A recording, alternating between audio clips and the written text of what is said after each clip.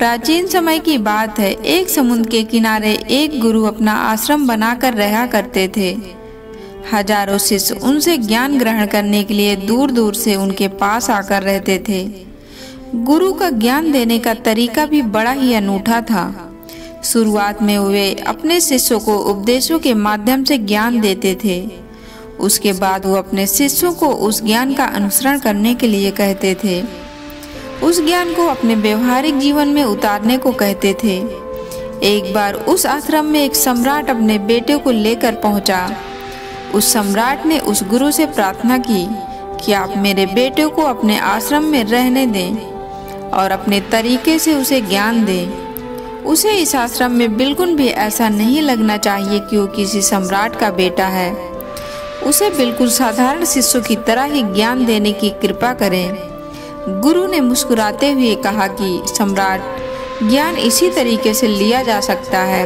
अगर तुम अपने आप को दूसरों से बड़ा समझोगे तो तुम ज्ञान ग्रहण नहीं कर पाओगे। अगर तुम्हें ज्ञान ग्रहण करना है तो तुम्हें दूसरों की तरह अपने आप को साधारण समझना होगा। यही ज्ञान ग्रहण करने की सबसे पहली सीढ़ी होती है। तुम निश्चिंत रहो, आज से तुम्हारे बेटे की जिम्मेदारी मेरे कंधों पर रही। ये कहकर गुरु सम्राट के बेटे को अपने साथ लेकर समुद्र के किनारे टहलने के लिए निकल गए। आश्रम के बाकी सभी बच्चे उस सम्राट को देख रहे थे। सम्राट अपने बेटे को अपने रथ पर बिठा लिया था, जिससे सभी बच्चे समझ गए कि ये लड़का सम्राट का बेटा है। इसी वजह से आश्रम के सभी बच्चे सम्राट के बेटे की तरह आकर्षित हो गए थे। जब गुरु सम्राट के बेटे को लेकर समुद्र तट पर टहल रहे थे तो सम्राट का बेटा अचानक फूट फूट कर रोने लगा, क्योंकि अभी वो सिर्फ 12 वर्ष का था और 12 वर्ष की आयु में उसके पिता उसे अपने से दूर छोड़कर चले गए थे। ये सदमा वो बच्चा सहन नहीं कर पा रहा था। वो नहीं समझ पा रहा था कि उसके पिता उसकी भलाई के लिए उसे उस गुरु के पास छोड़ कर गए हैं। उसे रोते हुए देख गुरु ने कहा कि बेटा, मैं तुम्हें चुप नहीं करूँगा। हो सकता है कि आज मैं तुम्हारे आंसू पोंछ दूं, लेकिन कल तुम फिर अपने आप को अकेला पाओगे। याद रखना, जीवन में इंसान अकेला आता है और अकेला ही जाता है। जितनी जल्दी जो इंसान इस बात को समझ लेता है, वो उतनी जल्दी आत्मज्ञान के रास्ते पर निकल पड़ता है। गुरु ने अपनी बात आगे बढ़ाते हुए कहा कि जो इंसान अकेला रहना सीख लेता है, वही खुद से प्यार कर पाता है, और जो खुद से प्यार करना जानता है वो किसी के भी जाने का अफसोस नहीं करता, क्योंकि वो खुद से ही प्यार करता है। धीरे धीरे तुम आश्रम के माहौल में ढल जाओगे। शुरुआत में तुम्हें समस्या आ सकती है, लेकिन कुछ दिनों के बाद तुम्हें इसे आत्मसात कर लोगे। उसके बाद तुम्हें यही जगह बहुत अच्छी लगने लगेगी। ये जगह तुम्हें अपनी महल जैसी लगने लगेगी। संध्या हो चली थी। समुद्र के दूसरे छोर पर सूरज छिपने लगा था और अपनी लालिमा पूरे आसमान में बिखेर रहा था। बड़ा ही सुंदर दृश्य था और गुरु शिष्य को अपने साथ लेकर आश्रम में वापस लौट आए। उस शिष्य को भी थोड़ी सांत्वना मिली, क्योंकि गुरु की आंखों में एक अभूतपूर्व शांति झलक रही थी। और जब हम किसी एकांतवासी गुरु की आंखों में वो शांति देख लेते हैं तो हमारे हृदय से भी सारा भार हट जाता है, मन एकदम निर्मल हो जाता है। जब सम्राट का बेटा रात्रि का भोजन करने के लिए भोजन कक्ष में पहुंचा तो आसपास के सभी शिष्य उसके पास आने लगे। उन सभी को पता था कि ये सम्राट का बेटा है और अगर हम इससे दोस्ती कर लेते हैं तो उससे हमारा बहुत फायदा होने वाला है। यही सोचकर आश्रम के ज्यादातर शिष्य ने उसे घेर लिया था। बस कुछ बच्चे जो अकेले रहने का महत्व समझते थे, जो दिखावे में विश्वास नहीं करते थे, वो उस सम्राट के बेटे के पास जाने की बजाय अपना पूरा ध्यान खाने पर लगा रहे थे और एकांत में बैठकर अपना भोजन कर रहे थे। कुछ दिनों के बाद सम्राट के बेटे की आश्रम के ज्यादातर बच्चों के साथ दोस्ती हो गई। अब वो आश्रम में उन बच्चों के साथ घूमता, उन्हीं के साथ अपना ज्यादातर समय बिताता। आखिरकार सम्राट का बेटा था, सुख सुविधाओं में पला बढ़ा था। आसपास बहुत से दास औरत और दासियां होते थे आसपास अपने मित्रों से घिरे होना, वही दिनचर्या उसने इस आश्रम में भी अपना ली थी। ऐसा नहीं था कि गुरु को ये सब पता नहीं था, पर गुरु उसे अलग तरीके से ज्ञान देना चाहते थे। बच्चों को ज्ञान आप उपदेश देकर नहीं दे सकते, उन्हें साक्षात्कार कराना पड़ता है। उसके बाद उन्हें वो बात समझ आती है जो आप समझाना चाहते हैं। गुरु को ये बात पता थी कि अगर मैं इसे बोलकर बताऊंगा तो ये कभी समझ नहीं पाएगा। मुझे ऐसे दिखाना पड़ेगा, इसे एहसास कराना पड़ेगा कि अकेले रहने से ही तुम अपनी शक्तियों को जान पाओगे। ये सीख देने के लिए गुरु एक दिन उस शिशु को अपने साथ एक पहाड़ी की चोटी पर ले गए। पहाड़ी पर पहुंचकर गुरु ने उस शिष्य से कहा कि अब तुम्हारा ज्ञान पूरा हो चुका है, बस एक आखिरी रात तुम्हें यहाँ पर बितानी होगी। उसके बाद अगले दिन शाम को मैं तुम्हारे राजमहल में तुमको पहुँचा दूंगा। वो बच्चा तो ये सुनकर बहुत खुश हो गया कि मैं वापस अपने राजमहल चला जाऊंगा। फिर से मेरे दास और दासियां, सारी भोग की वस्तु ये मेरे पास होगी। उस शिष्य ने गुरु से पूछा कि गुरुजी, मुझे आज रात आप यहाँ पहाड़ी पर क्यों छोड़ रहे हैं? आखिर मुझे कौन सा आखिरी ज्ञान यहाँ से मिलेगा? गुरु ने मुस्कुराते हुए कहा कि यहाँ पर चट्टान के पीछे तुम्हें छिप कर बैठना है। यहाँ पर रोज रात को एक बाज आता है, तुम्हें उस बाज को देखना है, बड़ी गौर से देखना है, हर गतिविधि देखनी है। और उस बाज को देखने के बाद अगले दिन अगर तुम उस बाज की खूबियाँ मुझे बता पाए तो मैं तुम्हें तुम्हारे राजमहल वापस भिजवा दूंगा। और हाँ, सुबह आने से पहले एक बात और ध्यान देना है। एक चरवाहा यहाँ पर अपनी भेड़ों को चराने के लिए आता है, तुम्हें उन भेड़ों की गतिविधियाँ भी देखनी है। याद रखना, बाज की गतिविधि रात को और भेड़ों की गतिविधि सुबह। अगर तुम दोनों की गतिविधि ध्यान से देखकर मुझे बता पाए तो मैं तुम्हें इस आश्रम से हमेशा के लिए आजाद कर दूंगा। तुम्हारा ज्ञान पूरा हो जाएगा। मैं तुम्हारे पिता को कह दूंगा कि ये बच्चा हमारे आश्रम का सबसे ज्ञानी बच्चा है। ये कहकर गुरु अपने आश्रम में वापस लौट आए और वो बच्चा वहीं पर उस चट्टान के पीछे खड़ा हुआ उस बाज का इंतजार करने लगा। काफी वक्त बीत जाने के बाद वहां पर एक बाज अपने बच्चे के साथ पहुंचा। सम्राट के बेटे ने पूरी रात उस बाज की गतिविधि बड़े ही ध्यान पूर्वक देखी और सुबह होने के बाद जब वह चरवाहा वहां पर अपनी भेड़ों को लेकर पहुंचा तो उसने एक अभूतपूर्व दृश्य देखा। उसने देखा कि वो बाज भेड़ की एक मेमने को अपने पंजों में दबाकर आसमान में उड़ गया। उसने उस भेड़ के बच्चे का शिकार कर लिया था। ये सारा दृश्य देखकर वो बच्चा आश्रम में वापस अपने गुरु के पास पहुंचा। इससे पहले कि गुरु उससे कुछ पूछते, उसने गुरु को प्रणाम करते हुए कहा कि गुरुदेव, आप आश्रम के सभी बच्चों को यहाँ पर बुला लीजिए। मैं सब लोगों को बताना चाहता हूँ कि मैंने क्या देखा। जब आश्रम के सभी बच्चे वहाँ पर पहुँच गए तो उस सम्राट के बेटे ने कहना शुरू किया कि मैंने अपने जीवन में बहुत से पक्षियों को देखा है, लेकिन बाज उन सभी पक्षियों में से सबसे अद्भुत और सबसे अलग है। उदाहरण के लिए एक तोता हम सभी ने देखा है। तोता बोलता तो बहुत है लेकिन कभी ऊंचा नहीं उड़ पाता, लेकिन एक बाज तो हर समय शांत रहता है। वो आकाश को भी छू सकता है, उसमें आकाश को छू लेने का सामर्थ्य होता है। जब भी एक बार अपने शिकार को निश्चित कर लेता है तो उसी शिकार पर अपनी नजरें गड़ाए रहता है, चाहे वो कितनी भी ऊंचाई पर क्यों ना हो, चाहे कितना भी बड़ा तूफान क्यों ना आए, लेकिन उसकी नज़र हमेशा अपने लक्ष्य पर स्थिर रहती है।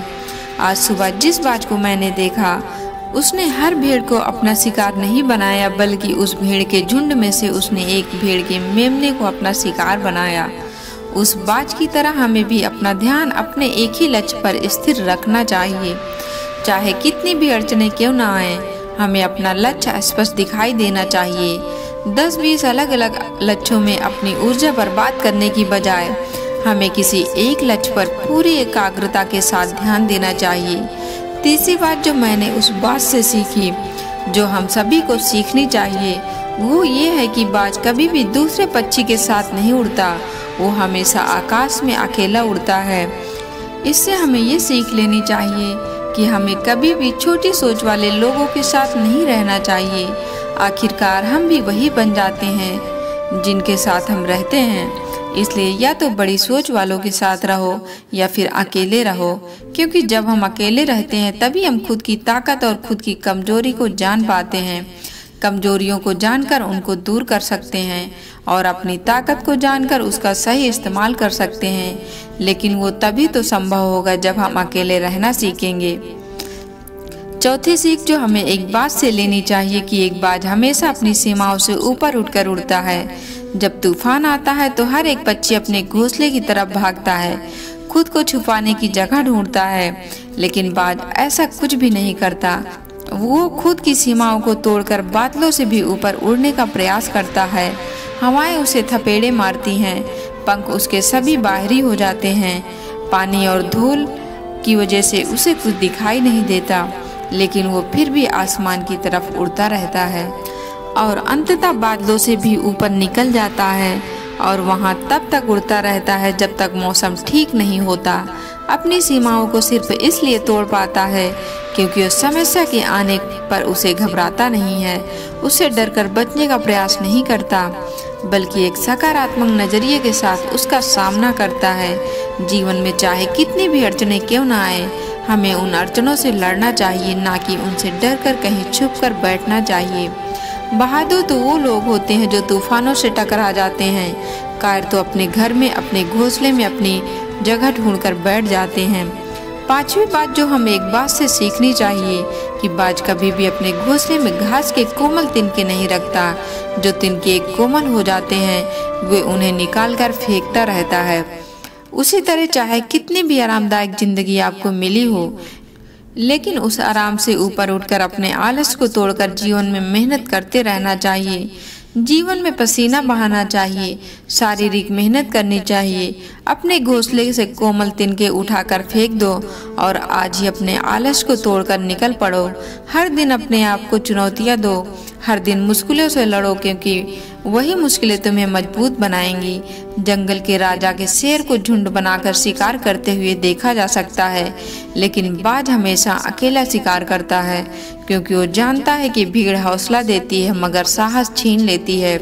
आदमी को हमेशा अकेले ही आगे बढ़ना होता है। यही कारण होता है कि वो जल थल और नभ सभी जगहों पर अपने शिकार का परचम लहरा सकता है। बाज की उम्र लगभग 70 साल की होती है, लेकिन 40 साल में ही उसका शरीर बूढ़ा हो जाता है। नाखून उसके पैरों में धंसने लगते हैं, पंख उसके शरीर में चिपक जाते हैं, उसकी चोंच मुड़ जाती है, उसका शरीर भारी हो जाता है। ऐसी स्थिति में शिकार करना तो क्या, उड़ने की भी हालत नहीं रहती उसकी। ऐसे में उसके पास सिर्फ 2 विकल्प होते हैं। पहला, या तो वो खुद की इस अवस्था को स्वीकार कर ले और भूखा प्यासा मर जाए या किसी दूसरे जानवर का शिकार बन जाए, और दूसरा विकल्प ये होता है कि 6 महीने एक बहुत ही दर्दनाक प्रक्रिया से गुजरे और खुद को फिर से पहले जैसा मजबूत बना ले। लेकिन बाज तो बाज है, वो दूसरा विकल्प चुनता है। इसके लिए वो खुद को एक बहुत ही ऊंचे पहाड़ पर ले जाता है, जहां वो पहले अपनी चोंच से अपने पंखे खींच खींच कर उखाड़ देता है और फिर चट्टान पर पैर मार मार कर अपने पंजे तोड़ देता है।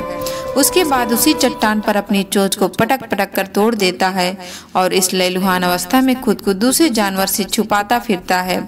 अगले 6 महीने तक उसी दर्दनाक प्रक्रिया से गुजरता है और इंतजार करता है नए चोंच, नए पंख और नए पंजों का। तब फिर वो अपनी नई जिंदगी शुरू करता है और निकल पड़ता है अपने शिकार पर और अगले 30 सालों तक फिर से राज करता है। इसलिए समय आने पर हमें अपनी पुरानी आदतों को छोड़ना पड़ता है और कुछ नया सीखना पड़ता है। समय के साथ बदलना पड़ता है, अपने आप को तैयार करना पड़ता है, वरना हमारा भी शिकार हो सकता है और हम भी पीछे रह सकते हैं।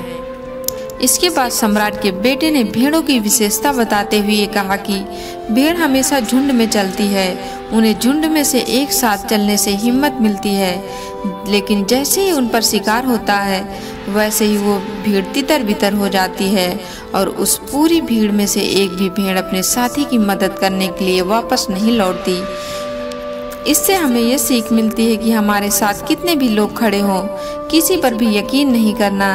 यकीन करना तो खुद पर करना, क्योंकि बुरा समय आने पर वो भीड़ कब भी तितर बितर हो जाएगी आपको पता ही नहीं चलेगा।